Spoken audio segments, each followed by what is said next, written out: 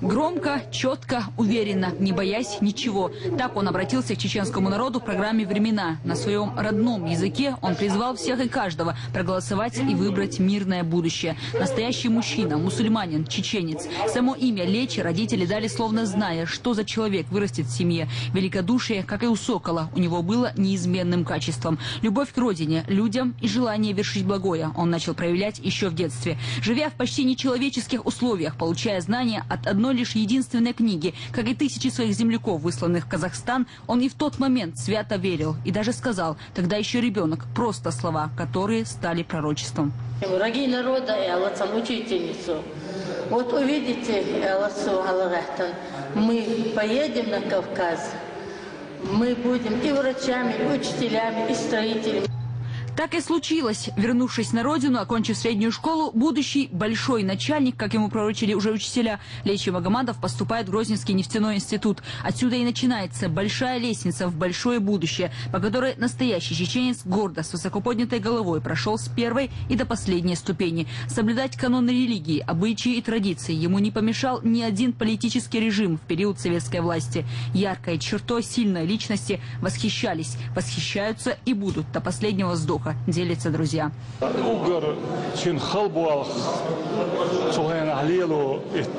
Второй секретарь обком партии, вот член горском партии.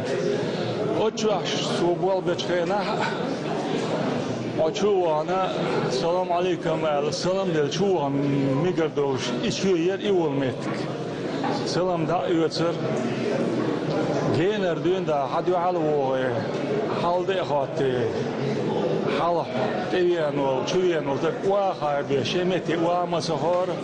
Второй секретарь обкома партии, депутат Верховного Совета СССР и неоднократно Чечено-Ингушской автономной республики, руководитель Комитета национального согласия в период Первой военной кампании. Последняя и ключевая должность – заместитель председателя Общественного совета по контролю за восстановлением Чеченской республики, где видный общественный деятель, как и остальные соратники тогда еще главы Временной администрации, а затем и первого президента Чеченской республики Ахмата Хаджи Кадырова, вложил посильный вклад в закладку фундамента под строительство и восстановление лежащего в пепле региона. Блестяще владея азами политического правления, он сам придерживался золотого правила, к которому призывал всех остальных, кто стоит на руководящей должности.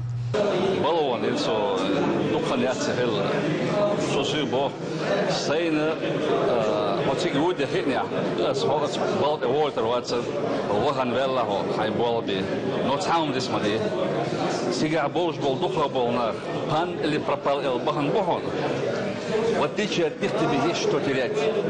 Тебе есть что терять. Поэтому каждый шаг, каждое слово с учетом этого делай. Этой весной ему исполнилось бы 74, и, как обычно, отпраздновал бы его в родовом селении Шалажи, в большом дружном кругу, как обычно, родные, близкие и друзья. Одним словом, все, кто был дорог Лечи. В собственном доме его встречали не как своего, а как высокого гостя, на плечах которого большая ответственность – помогать людям, которые он считал своим предназначением.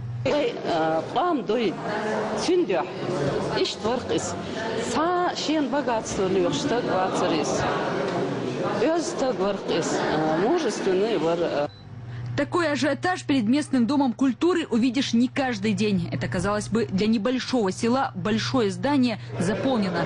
Принять всех желающих почтить память замечательного человека помещений в родном доме не хватило бы никак. В числе гостей – общественные деятели, представители творческой интеллигенции, друзья и односельчане. Кто словами, кто стихами, а кто песнями восхваляет достойного сына своего народа, пролистав страницы жизни которого сказать иначе просто невозможно. Ибо его девизом были слова «Мы гости на этой земле», и поэтому каждый из нас должен прожить ее так, чтобы было о чем вспомнить потомкам, чье будущее напрямую зависит от нас. Он ушел из жизни так же красиво, как и прожил ее. Зимой 2005 года, едва оправившись после инфаркта, он отправился в паломничество. На слова родных, что длинную дорогу он может просто не перенести, Лечи ответил: «Я мечтал о хаджи всю жизнь. А что может быть лучше для мусульманина, чем кончина на этой священной земле? Это и будет мое счастье». Пророчество прозвучало и здесь. Лечи Магомадов был похоронен в священной Мекке.